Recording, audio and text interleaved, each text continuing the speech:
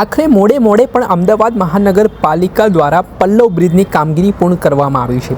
બ્રિજની ગુણવત્તા ચકાસવા માટે હાલ લોડ ટેસ્ટ કરવામાં આવી રહ્યા છે। પલ્લવ બ્રિજની કામગીરી હાટકેશ્વર બ્રિજ તૈયાર કરનાર કોન્ટ્રાક્ટર અજય ઇન્ફ્રાસ્ટ્રક્ચર દ્વારા કરવામાં આવી છે। ત્યારે આ બ્રિજની ગુણવત્તા કેવી રહેશે તે સમય આવે ખબર પડશે। હાટકેશ્વર બ્રિજના વિવાદ બાદ આ બ્રિજ તૈયાર કરવામાં 1.5 થી 2 વર્ષનો વિલંબ થયો છે। હાલ તો બ્રિજની ગુણવત્તા ચકાસવા માટે 35 મીટરની લંબાઈમાં કુલ 300 મેટ્રિક ટન લોડ ટેસ્ટની કામગીરી પીએમસી એજન્સીના નિરીક્ષણ હેઠળ કામગીરી ચાલુ કરવામાં આવી છે।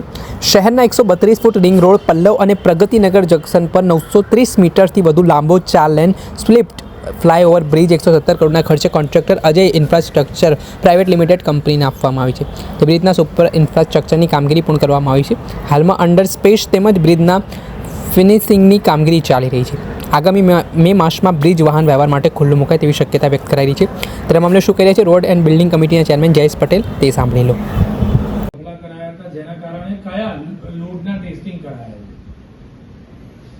અજય ઇન્ફ્રાસ્ટ્રક્ચરના હાટકેશ્વર બ્રિજનું જે ચાલતું હતું એ જ કોન્ટ્રાક્ટર અત્યારે હાલ પલ્લવ બ્રિજ ઉપર કામ કરી રહ્યા। ખાસ કયા પ્રકારનું લોડ માટે ટેસ્ટિંગ કરાવ્યું? પલ્લવ ફ્લાયઓવર 931 મીટર લંબાઈ છે અને 8.5 મીટર પહોળાઈનો પલ્લવ ફ્લાયઓવર બ્રિજ બનવા જઈ રહ્યો। જે રીતે ગુણવત્તા બાબતે હાટકેશ્વર બ્રિજમાં ખામીઓ રહી હતી, આ ખામીઓ આ બ્રિજમાં ન દેખાય તે માટે કયા પ્રકારનું ટેસ્ટિંગ? પલ્લવ 4 રસ્તા અને પ્રગતિના 4 રસ્તા 35 મીટરના સ્પાન ઉપર 300 ટન મેટ્રિક ટનની 10 ટ્રકો ભરીને 24 કલાક માટે લોડ ટેસ્ટિંગ કરાવી। અને ખાસ લેબોરેટરીના ટેસ્ટિંગ કયા કરાયા છે, કેવી રીતે કરાયા? લેબોરેટરીના ટેસ્ટિંગ બધા જ પ્રકારના લેબોરેટરી ટેસ્ટિંગ કરાયેલા।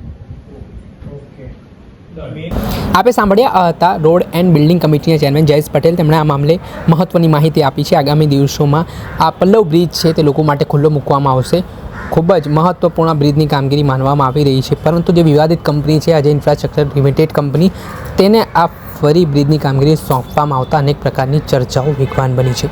દર્શક મિત્રો, એન કવરેજ ન્યૂઝને લાઇક કરી લો, સબસ્ક્રાઇબ કરી લો અને શેર કરવાનું ભૂલતા નહીં।